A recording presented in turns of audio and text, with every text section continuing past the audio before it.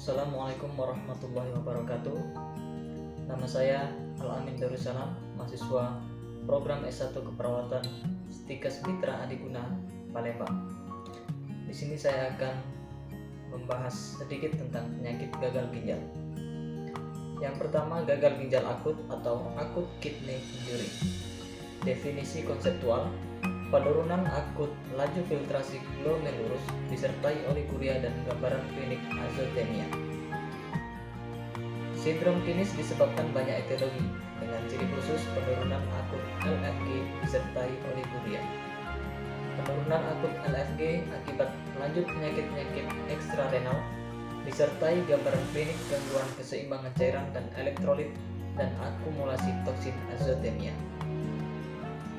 Definisi operasional: terjadinya kenaikan kreatinin serum minimal 0,5 mg/% per hari bila kreatinin serum awal kurang dari 3 mg/% dan kreatinin serum terus meningkat selama follow up atau minimal 2 kali pemeriksaan. Klasifikasi gagal ginjal akut. Yang pertama, gagal ginjal akut nefrotoksik, yaitu ditandai lesi nekrosis sel-sel tubulus proksimal tetapi membran basalis tubulus masih utuh. Nekrosis sel-sel tubulus proksimal diduga mempunyai hubungan dengan efek langsung dari obat-obat yang sifatnya nefrotoksik seperti dijumpai pada aminoglikosida. Yang kedua, gagal ginjal akut iskemik, yaitu akibat lanjut dari prerenal renal ferrule, dinamakan juga nefropati vasomotor. Kelainan histopatologi ginjal terutama lesi-lesi iskemik tersebar mengenai tubulus proksimal, tubulus distal, dan collecting tubule. Nekrosis sel-sel tubulus selalu disertai kerusakan membran basalis. Lesi ini diduga akibat tidak langsung dari nefrotoksin, yaitu perubahan hemodinamik pembuluh darah ginjal. Disebut juga lower nephron necrosis karena sebagian besar lesi mengenai nefron bagian distal. Manifestasi klinis. Pertama, gambaran klinik yang mempunyai hubungan dengan perubahan atau kelainan kimia darah. Fase oliguria. Oliguria terjadi setelah gagalnya sirkulasi atau nefrotoksin. Waktu rata 1-2 minggu. Bila waktunya lebih dari 4 minggu, diagnosis nekrosis tubular akut perlu ditinjau ulang. Oliguria yang lama mungkin berhubungan dengan nekrosis kortikal, glomerulonefritis atau vaskulitis. Yang kedua, fase diuresis. Pada fase diuresis ini, faal ginjal belum pulih sempurna. Terjadi kenaikan ureum dan kreatinin walaupun diuresis meningkat 1-3 liter per hari. Fase ini berlangsung 5-10 hari. Yang ketiga, fase penyembuhan. Perbaikan faal ginjal yang sempurna akan memerlukan waktu lama, biasanya antara 3-12 bulan dan tergantung dari usia pasien. Pasien usia lanjut jarang memperlihatkan penyembuhan sempurna dari faal ginjal, terutama gangguan faal tubulus, yaitu konsentrasi dan kemampuan mengasamkan urin. Yang kedua, manifestasi klinis yang tidak berhubungan dengan perubahan kimia darah. Gambaran klinis ini dapat mengenai semua organ tubuh. Yang pertama, pembuluh darah dan jantung. Kelainan jantung, misalnya aritmia, disebabkan hiperkalemi atau keracunan digitalis. Gagal jantung kongestif berhubungan dengan penimbunan cairan di dalam tubuh, walaupun beberapa faktor, misalnya anemia, hipertensi, atau penyakit jantung yang telah diderita sebelumnya, mungkin memegang peranan sebagai pencetusnya. Hipertensi jarang pada stadium awal gagal ginjal. Hipertensi biasanya ringan atau sedang, berhubungan dengan penimbunan cairan dan elektrolit atau kenaikan konsentrasi circulating angiotensin. Neuropsikiatri. Manifestasi sangat bervariasi, seperti letargi, konfusi, agitasi, hiperrefleksi, kejang otot, gangguan kepribadian, stupor, dan akhirnya koma. Saluran cerna. Anoreksia, mual, muntah sering ditemukan bersama akut abdomen, merupakan gejala pertama dari gagal ginjal. Pada stadium terminal ditemukan stomatitis, gastritis, dan perdarahan saluran cerna bawah. Yang kedua, gagal ginjal kronik atau chronic kidney disease. Definisi: gagal ginjal kronik adalah suatu keadaan penurunan fungsi ginjal yang bersifat tidak reversibel dengan akibat terjadinya penurunan laju filtrasi glomerulus. Menurut Papadopoulou, gagal ginjal kronik adalah suatu keadaan kerusakan ginjal yang tidak mampu lagi mempertahankan hemostasis tubuh. Etiologi, penyebab gagal ginjal kronik pada anak dapat dibagi menjadi yang pertama, kelainan kongenital berupa hipoplasia renal, displasia renal, uropati obstruktif.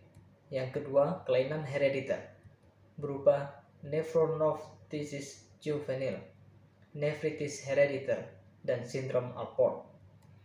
Yang ketiga, kelainan didapat glomerulosclerosis vokal segmental, glomerulopati membranosa, kelainan metabolit, oxalosis, dan cystinosis. Gagal ginjal kronik yang timbul pada anak di bawah 5 tahun sering ada hubungannya dengan kelainan anatomis ginjal. Sedangkan gagal ginjal kronik yang timbul pada anak di atas 5 tahun dapat disebabkan oleh penyakit glomerular atau glomerulonefritis, sindrom hemolitik uremik, dan kelainan herediter. Penyebab gagal ginjal kronik pada dewasa. Yang pertama, penyakit infeksi tubulointersisial. Contoh, penyakit pyelonefritis kronik atau nefropati. Kedua, penyakit peradangan. Contohnya glomerulonefritis. Yang ketiga, penyakit vaskuler hipertensif. Contohnya nefrosklerosis benigna, nefrosklerosis maligna, stenosis arteri renalis. Yang keempat, gangguan jaringan ikat. Contohnya lupus erythematosus sistemik, poliartritis nodosa, sklerosis sistemik progresif. Yang kelima, gangguan kongenital dan herediter. Contohnya penyakit gagal ginjal polikistik dan asidosis tubulus ginjal. Keenam, penyakit metabolik.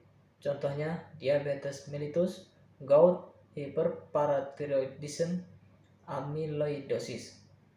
7. Nefropati toksik. Contohnya penyalahgunaan analgesik dan nefropati timah. Nomor 8. Nefropati obstruktif. Contohnya pada traktus urinarius bagian atas dan adalah batu, neoplasma, fibrosis retroperitoneal.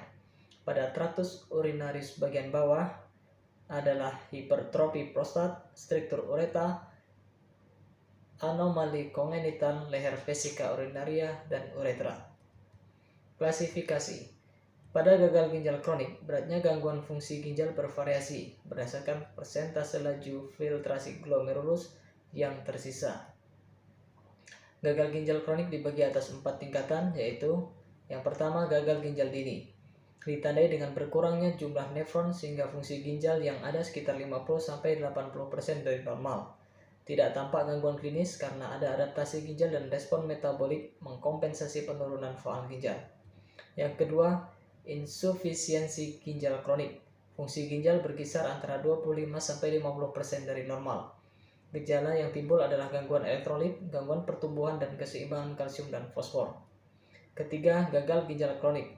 Fungsi ginjal berkurang hingga 25% dari normal dan telah menimbulkan berbagai gangguan seperti asidosis metabolik, osteodistrofi ginjal, anemia, hipertensi, dan sebagainya.